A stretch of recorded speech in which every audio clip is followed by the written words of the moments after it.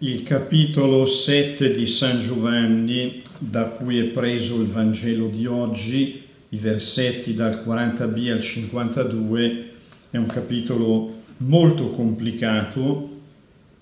Che cosa emerge in questo capitolo? Una cosa di fondo.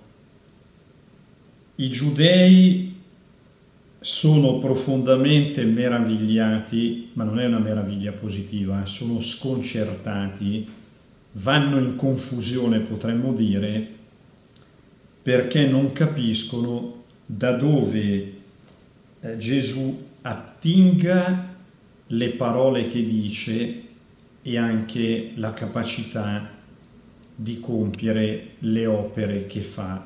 Quale opera aveva fatto? Al capitolo quinto, la guarigione dell'uomo malato paralitico da 38 anni.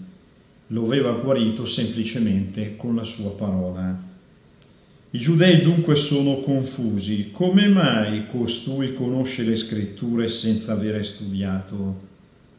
E Gesù, come aveva detto che lui compie le opere del Padre, il Padre mio opera sempre, anche di sabato, non va in ferie, per così dire, banalmente. È sempre a favore della vita dell'uomo, anch'io dunque opero sempre, opero anche di sabato. Anzi, il senso del sabato giunge a pienezza, perché il sabato è per l'uomo, è per la vita dell'uomo. Ecco perché ho guarito quell'uomo in giorno di sabato. Ecco, come opero sempre, come opera il Padre mio, così insegno una dottrina che non è mia, ma di colui che mi ha mandato. Allora viene a costoro il sospetto che Gesù sia il Cristo, ma anche qui vanno in confusione. Come potrebbe essere il Cristo, il Messia di Dio, uno che viene dalla Galilea, dalla provincia? Non sta scritto che il Cristo è il figlio di Davide e deve venire da Betlemme? E certo Gesù era nato a Betlemme, ma forse loro lo ignoravano. Loro lo conoscevano come Nazareno, 30 anni di vita a Nazareth, una vita, come dire, molto normale, molto ordinaria. Ecco allora il loro sconcerto, la loro confusione, il loro interrogarsi, perché il loro problema è che tutto sia coerente con le loro categorie, con i loro pregiudizi, con le loro conoscenze. Sono chiusi all'agire di Dio, che opera sempre in modo nuovo, certo coerente con le promesse, con le profezie, ma è capace anche di suscitare qualche cosa di nuovo.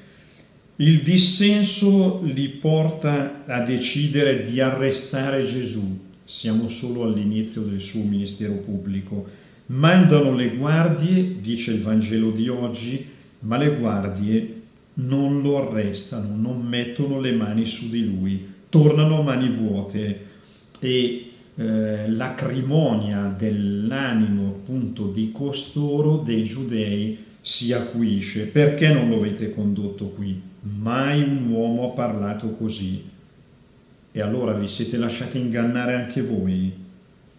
Siete dei maledetti perché non conoscete la legge, non sapete che il Cristo non può venire dalla Galilea. E allora interviene Nicodemo in difesa di Gesù. Alla nostra legge giudica forse un uomo prima di averlo ascoltato e di sapere ciò che fa. Sei forse anche tu della Galilea? Studia e vedrai che dalla Galilea non sorge il profeta. Studia. Ma si può andare in confusione studiando, perché il problema non è di far quadrare le cose dal punto di vista della conoscenza. Non arrivi a riconoscere Gesù mediante l'analisi dettagliatissima, scrupolosissima delle Sacre Scritture e dei Vangeli.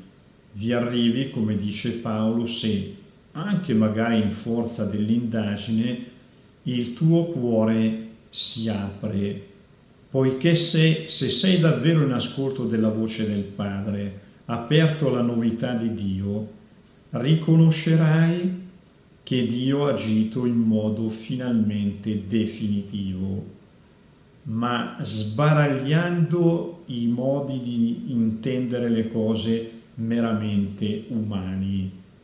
E la croce è questo, lo scandalo per i giudei, stoltezza per i pagani, scandalo, pietra d'inciampo. Ma come fa a rivelarsi mediante la morte del maledetto? Eppure ha scelto di fare così, di morire come un maledetto per rivelare che amava davvero e che il Padre che lo ha mandato è amore, solo amore.